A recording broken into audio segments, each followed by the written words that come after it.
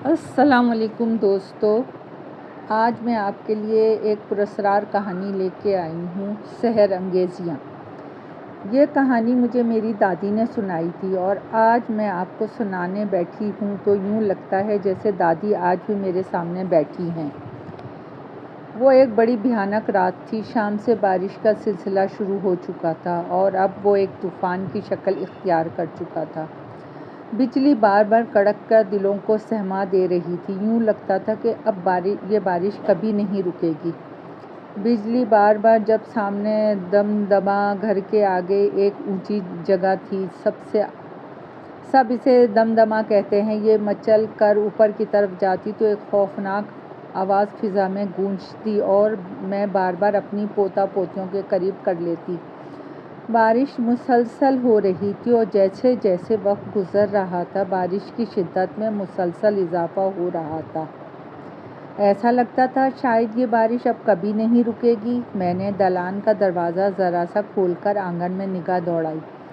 تمام آنگن جل تھل تھا۔ سامنے احمد رضا کے گھر میں لگا ہوا نیم کا درخت اندھیرے میں ایک مہیب دیو کی طرح نظر آ رہا تھا۔ میرے گھر میں کوئی مرد نہیں تھا۔ میرا بیٹا ولی میں ایک اسکول میں سروس کرتا تھا اور اپنی بیوی بچوں کے ساتھ وہیں رہتا تھا۔ بھتیجا جیٹ کا بیٹا طیبہ کالج میں لیکچرار تھا اور ولی دلی میں اس کا اپنا مکتب تھا، اس لیے وہ بھی دلی میں رہتا تھا۔ گاؤں میں ہمارا آبائی مکان تھا اور میں بیوہ ہونے کے بعد اسی میں رہ رہی تھی۔ بھتیجے کی بہو کا میکہ میرے مکان سے نزدیک تھا، اس لیے وہ بچے کی پیدائش پر میرے پاس ہی آ کر رہتی تھی۔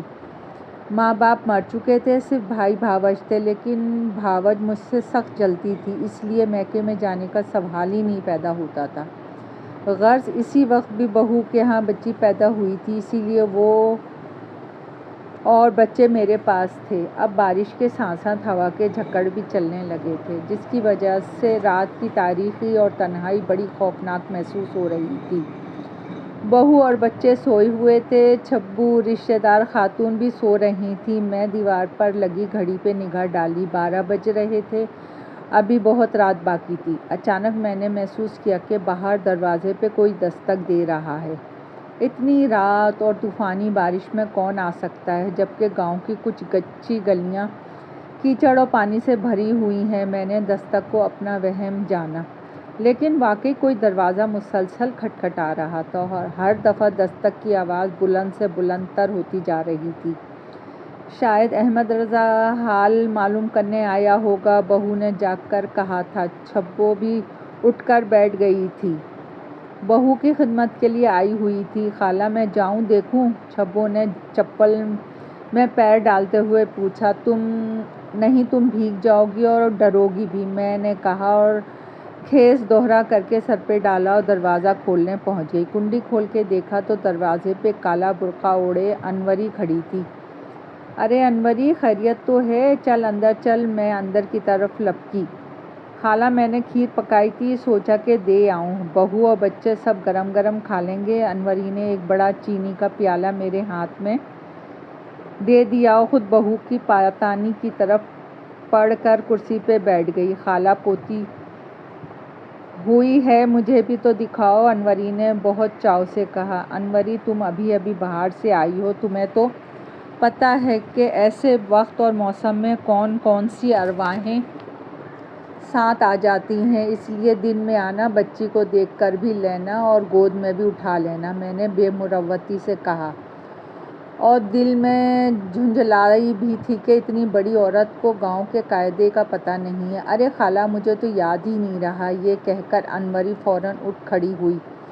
پیالے میں کل لے کر جاؤں گی، یہ کہہ کر یہ جا وہ جا۔ میں جب تک دروازے پر گئی انوری کا کہیں پتہ نہ تھا۔ بارش، اندھیرا اور کالا برقع، انوری کیسے نظر آتی؟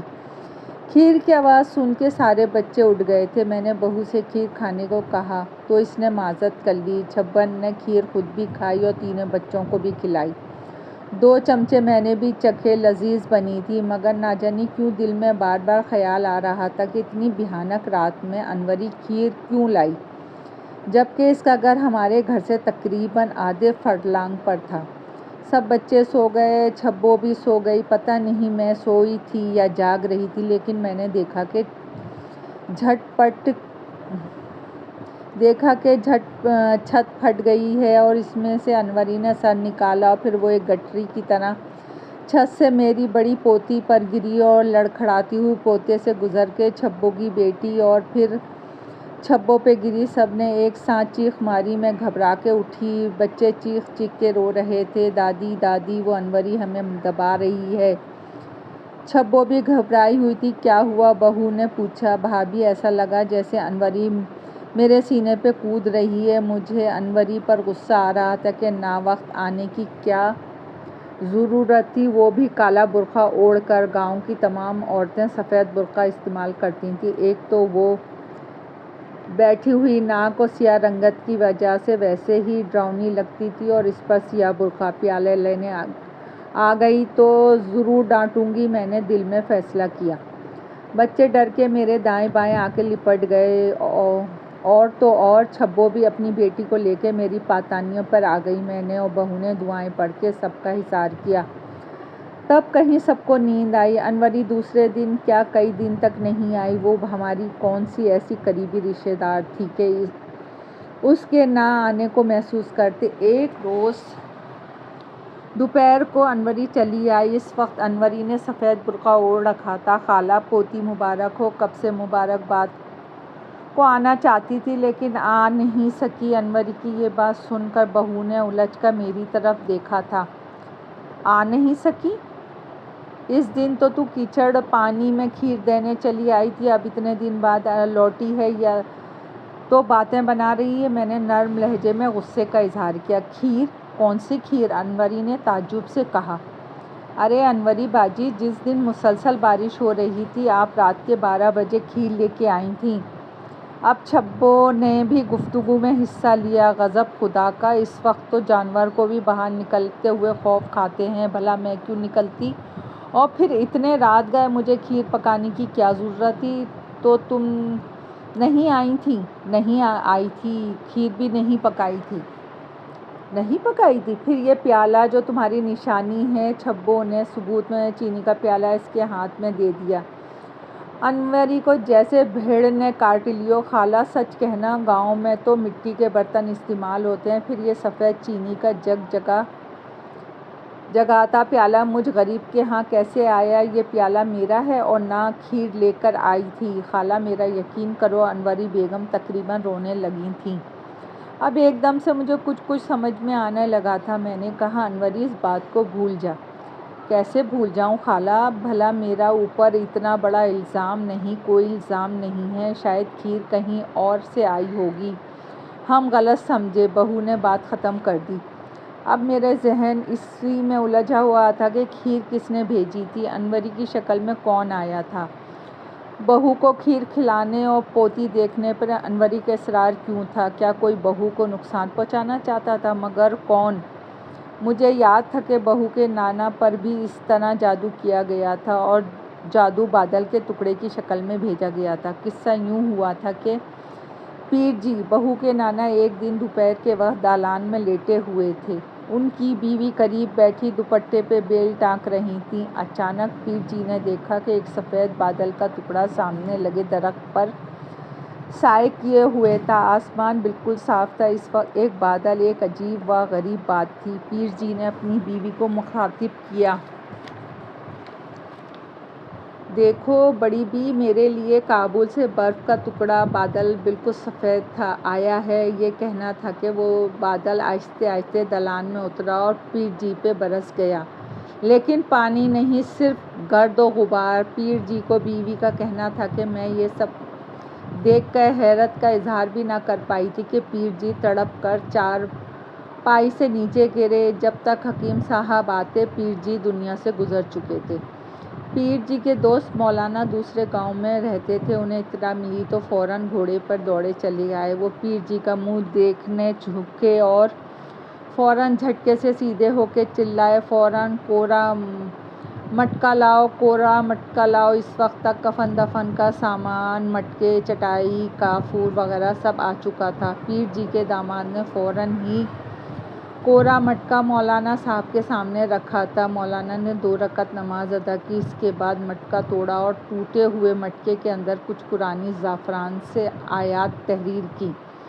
پھر مولانا صاحب نے پیر جی کے داماد سے کہا، عظیم حسین، اسے بہتے ہوئے پانی میں پھینک آؤ، لیکن کوئی بھی آواز دے تو جواب نہ دینا اور نہ ہی پلٹ کے دیکھنا، اسی طرح الٹے قدموں لوٹ بھی آنا۔ اب دیکھتے ہیں کہ پہلے تم آتے ہو یا پیر جی اٹھتے ہیں۔ ندی 1 فرلانگ کے فاصلے پہ تھی۔ بعض لوگ مولانا کی صحت دماغی پہ شک کرنے لگے، بھلا مرنے کے بعد بھی کوئی زندہ ہوتا ہے؟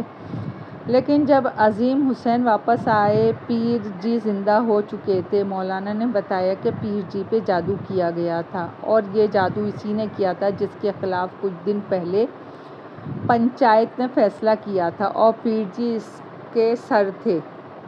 یہ بات جو مجھے یاد آئی تو میرا دل لرز اٹھا۔ خدا نخواستہ بہو کو کچھ ہو جاتا تو میرا شبہ صرف ایک طرف ہی گیا، لیکن میں نے پھر ذہن سے جھٹک دیا، کیونکہ مذہب میں قیاس منع ہے، اور پھر میرے پاس کوئی ٹھوس ثبوت بھی نہیں تھا۔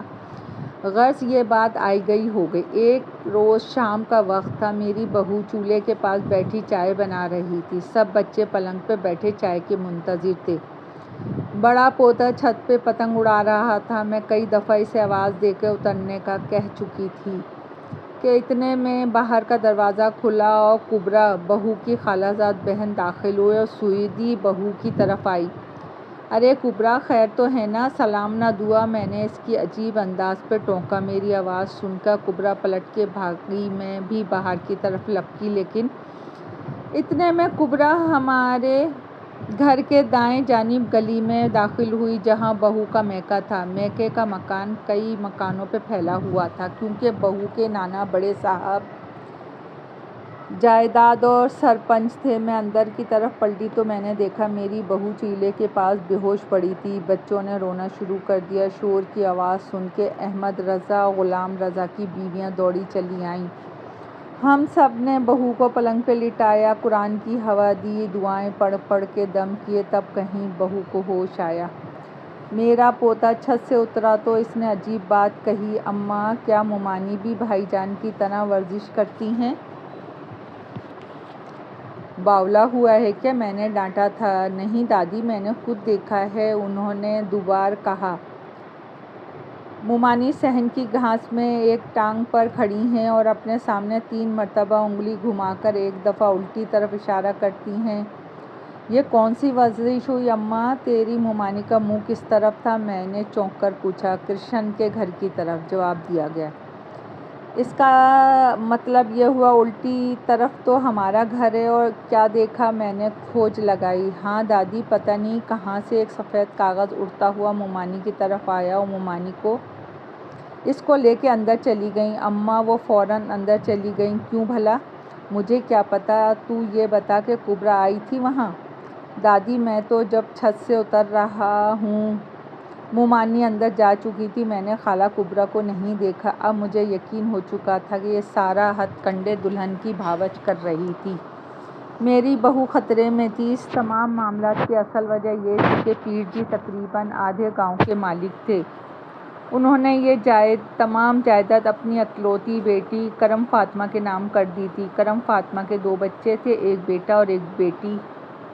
ایک میری بہو۔ شرعی لحاظ سے ماں کی جائیداد میں بیٹا اور بیٹی برابر کے حصے دار ہوتے ہیں۔ اس طرح میری بہو آدھی جائیداد کی حقدار تھی اور بھائی حصہ دینا نہیں چاہتا تھا۔ اس کی بیوی انتہائی چالاک عورت تھی، وہ جادو ٹونے کے ذریعے میری بہو کو مارنا چاہتی تھی، جبکہ میری بہو ایک سمجھدار اور سلجھی ہوئی لڑکی تھی۔ میرے بھتیجے اسے اپنے ساتھ دہلی شہر میں رکھا تھا اور اپنے گھر کی رہن سہن کے قاعدے بھی سکھائے تھے۔ اب وہ کسی طرح بھی گاؤں کی نہیں لگتی تھی۔ اس کی گفتگو، رہن سہن سب ہمارے خاندان کی طرح تھا۔ ہمارا خاندان ایک پڑھا لکھا اور معزز خاندان تھا، جو کہ غدر کے زمانے میں انگریزوں سے چھپ کر اس گاؤں میں آباد ہوا تھا۔ بھائی بھاوچ کو ہر وقت خوف رہتا تھا کہ بہو اپنی جائیداد طلب نہ کر لے، جبکہ بہو تذکرہ بھی نہیں کرتی تھی۔ بہرحال اب میں اپنے گھر میں ہر وقت دعاؤں کا حصار رکھتی، بہو کو باہر سے آئی ہوئی چیزوں کو کھانے اور باہر جانے کی ممانعت کر دی تھی۔ وہ زمانہ تھا جب برِ صغیر میں پاکستان اور ہندوستان بننے کی تحریک زوروں پر تھی۔ چاروں طرف سے ہندو مسلم فسادات کی خبریں آ رہی تھیں۔ ہمارا ایک مسلمانوں کے گاؤں کے چاروں طرف 7 گاؤں ہندوؤں کے تھے، اس لیے مسلمان آنے جانے سے گھبراتے تھے۔ میرا بیٹا اور بھتیجا بھی دہلی سے نہیں آ سکتے تھے۔ میں بے حد پریشان تھی، کسی طرح بہو کو یہاں سے ہٹا دوں، مگر ان حالات میں ممکن نہیں تھا۔ اسی دوران ایسا واقعہ ہوا جس نے مجھے ہلا کر رکھ دیا۔ مغرب کا وقت تھا، بہو صحن میں لیٹی بچے کو دودھ پلا رہی تھی کہ اچانک اس کی چیخوں کی آواز سنی۔ میں نماز چھوڑ کے بھاگی۔ میری بہو اپنا پاؤں پکڑے ہوئے چیخ رہی تھی، اس کے پاؤں کے انگوٹھے سے خون بہہ رہا تھا۔ بہو کی آواز سن کے احمد رضا اور اس کے گھر والے بھاگے چلے آئے۔ ارے یہ کیا ہوا، کیسے ہوا، میں مسلسل پوچھ رہی تھی، مگر بہو اپنے حواسوں میں نہیں تھی۔ میری بڑی پوتی بھی سہمی ہوئی کھڑی تھی، مگر وہ بھی چپ تھی۔ بہو کو پانی پلایا، تسلی دی، تب اس نے بتایا کہ میں نے دیکھا کہ آپا سکینہ میری بہن اندر آئی اور میرے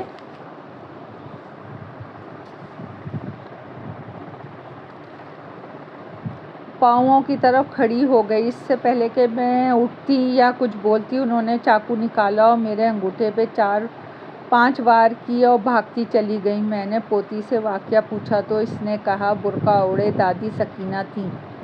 احمد فوراً جاؤ اور سکینہ کو بلا کے لاؤ۔ میں نے اب احمد رضا خبر لایا کہ آپا سکینہ تو 1 ہفتے سے میرٹھ گئی ہوئی ہیں۔ سب حیران رہ گئے۔ میں نے احمد کو الگ بلا کے ساری بات بتائی تو وہ غصے میں آ گیا۔ جو میرے بھائی کا گھر اجاڑنا چاہتا ہے، میں ان کا گھر آج ہی اجاڑ دوں گا، مگر میں نے سمجھا بجھا کے اس کو ٹھنڈا کیا اور تاکید کی کہ یہ بات باہر نہ نکلے۔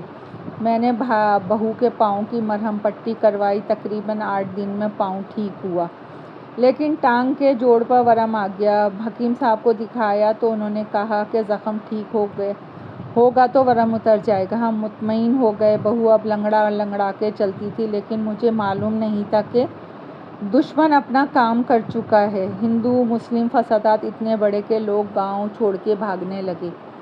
میرا بھتیجا بھی 5 جولائی سے 15 شعبان کو جان ہتھیلی پہ رکھ کے ہمیں گاؤں سے دہلی لے آیا۔ میں اپنے بیٹے کے پاس چلی گئی۔ میرا بھتیجا اپنے بچوں سمیت بمبئی کے راستے پاکستان منتقل ہو گیا۔ ایک عرصے تک ہماری ملاقات نہ ہو سکی۔ پھر جب میں کراچی آئی تو تفصیل معلوم ہوئی کہ ورم آہستہ آہستہ پھوڑے کی شکل اختیار کر گیا اور اس کے بعد ناسور بن گیا، جس نے تمام ٹانگ کو لپیٹ میں لے لیا۔ اس طرح میری بہو دشمنی کی نظر ہو کے اس دنیا سے رخصت ہو گئی۔ میں سوچتی تھی کہ وہ لوگ تو کامیاب رہے، دولت کا بٹوارا کرنے والا کوئی نہ رہا۔ بہو جان سے گئی اور اس کا شوہر دوسرے ملک میں بیٹھ کر کیا طلب کرتا، لیکن نہیں، خدا کی لاٹھی بے آواز ہوتی ہے۔ بہو کے دونوں بھتیجے 3 سال کے اندر ٹی بی ہو کر مر گئے۔ بھاوج بارش میں چھت گرنے سے ہلاک ہو گئی۔ کوئی لام لینے والا نہ رہا، فائدہ وہ بھی نہ اٹھا سکے، حق تلفی کا بوجھ الگ لے گئے۔ ایسی دولت سے کیا فائدہ جو انسان کو انسانیت سے دور لے جائے۔ دوستو، کہانی پسند آئی ہو تو لائک اور سبسکرائب کیجیے گا۔ آپ کی دعاؤں کی طلبگار۔